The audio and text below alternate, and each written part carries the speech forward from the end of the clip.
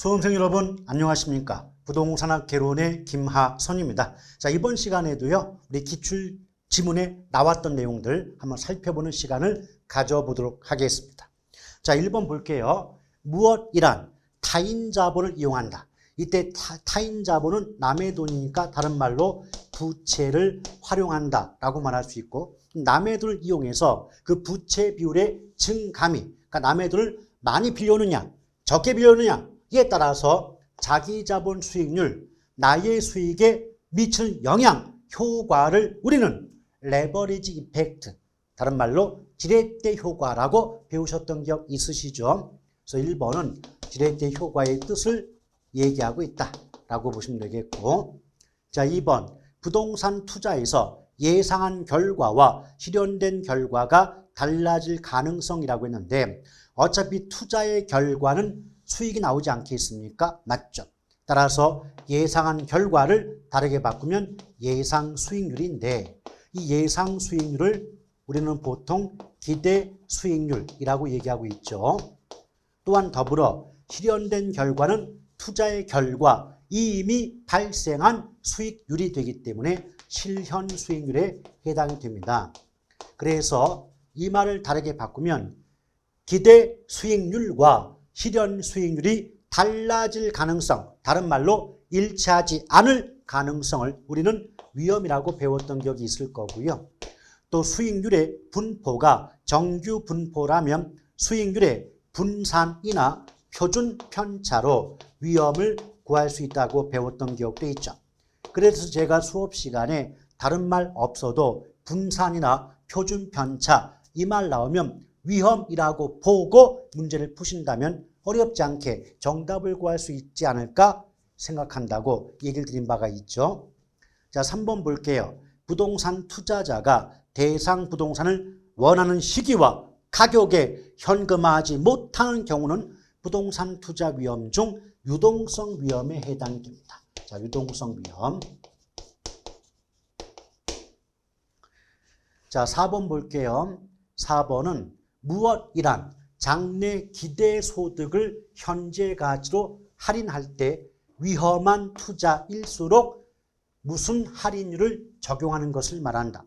우리가 보통 그 투자의 그 위험을 구체적으로 처리하는 방법 중에 가장 대표적으로 보수적 예측과 위험 조정 할인율을 배운 바가 있죠. 그래서 위험 조정 할인율이란 앞으로 기대, 예상되는 수익을 현재 가치로 만들 때 위험한 투자일수록, 즉 위험이 높은 투자일수록 보다 높은 할인율을 적용하는 방법을 의미한다고 배웠던 적이 있죠. 또한 이때 이 할인율은 구체적으로는 요구 수익률을 의미하고 있어요. 따라서 요구 수익률을 높인다는 건 다르게 바꾸면 요구 수익률을 상향 조정한다는 말과 같지 않겠습니까? 그래서 위험 조정 할인율을 다르게 바꾸면 요구 수익률을 상향 조정하여 투자와 관련된 위험을 낮출 수 있다, 줄일 수 있다, 이런 식의 문장도 나온 바가 있는 거죠. 5번 시중 금리의 상승은, 자, 금리가 올라갔죠? 그러면 투자자의 요구 수익률을 증가 또는 상승시키는 요인이 된다. 왜냐? 투자자 입장에서 원하는 최소한의 수익률을 요구 수익률이라고 배우셨던 기억이 있죠. 근데 요구 수익률은 시간에 대한 대가와 위험에 대한 대가, 그리고 예상 인플레율까지 합산된 값이다. 근데 여기서 요 시간에 대한 대가는 무위험률이죠. 무위험률이라는 말은 위험 없이 얻게 되는 수익률, 위험 없이 얻을 수 있는 수익률을 무위험률이라고 하고, 그 무위험률의 가장 대표가 정기예금 이자율이거나 국공채 수익률에 해당되죠. 그러면 시중 금리가 올라간다는 건 이자율이 올라간다는 거죠. 그럼 금리가 올라가면 시간 대가 부분이 올라가는 거고, 이 부분이 올라가면 이 값을 더해준 요구 수익 값도 올라가게 되지 않겠습니까? 맞죠? 6번 무엇은 수익률을 올리기 위해 감수해야 하는 위험의 비율로서 표준 편차를 기대 수익률로 나누는 값이다. 이건 변이계수죠. 변이계수. 그러니까 보통 변이계수 공식 외울 때 변이계수는 변기표다라고 외우죠.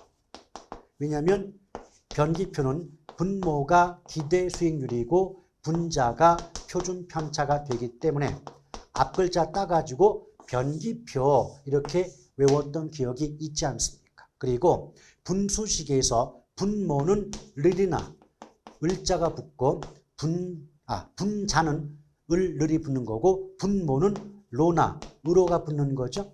그러니 기대 수익률로 표준 편차를 나눈 값이다. 오른편 아니겠습니까? 자, 7번 볼게요. 위험 회피형 투자자의 무엇은 투자자의 무엇과 효율적 프론티어. 이때 효율적 프론티어가 효율적 전선이에요. 그러면 효율적 전선이 나오는데 접점이 나왔거든요. 접점. 이 접점자가 붙었다는 건 우리 배울 때 최적 포트폴리오가 어디서 결정된다? 무차별 곡선과 효율적 전선의 접점에서 결정된다라고 배웠던 기억이 있지 않습니까? 맞죠?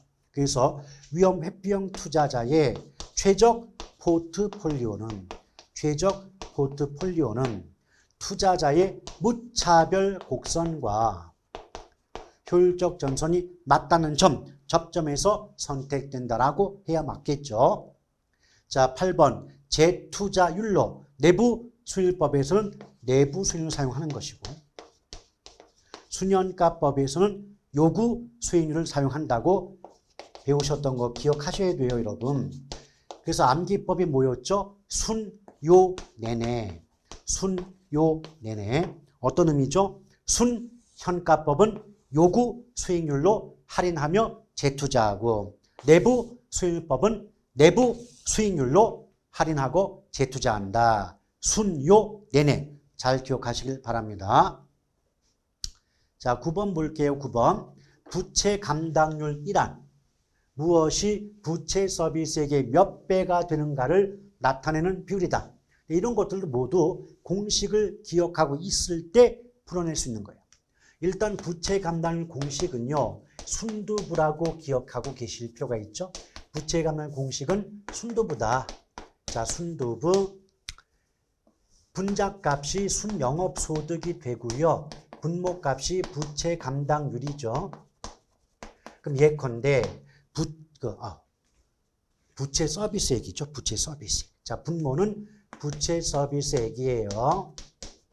근데 여러분 부채 서비스액은 남한테 돈 빌려 왔을 때 원금의 이자 합해서 빚 갚는 돈인 건 아시지 않습니까? 맞죠? 그럼 예를 들면 원금 이자 합해서 빚 갚는 금액이 1억인데 순영업소득이 2억이면은 결국은 순영업소득이 부채 서비스액의 2배잖아요. 2배. 2배인 것을 알 수가 있죠. 이거를 문장으로 만들면 부채 감당률이란 순영업소득이 부채 서비스액의 몇 배가 되는가를 나타내는 비율이다. 이런 식으로 문장을 만들고 있는 것뿐이에요. 자, 10번 채무불이행률은 이것도 공식 알아야 되는데 채무불이행률 공식이 뭐냐 봤더니 자, 유효총소득이 분모가 되고요. 영업경비와 부채 서비스액이 분모가 됩니다. 아시겠죠? 그러면 이 공식 속에 나와 있는 내용이 뭐냐고 물어본 거니까 채무불이행률은 유효총소득이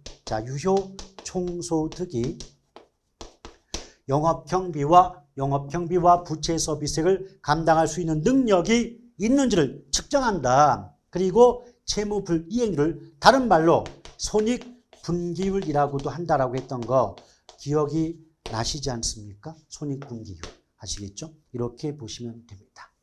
자, 이번 시간도 고생들 많으셨고요. 다음 주에 보다 유쾌한 모습으로 다시 뵙도록 하겠습니다. 대단히 수고하셨습니다. 고맙습니다.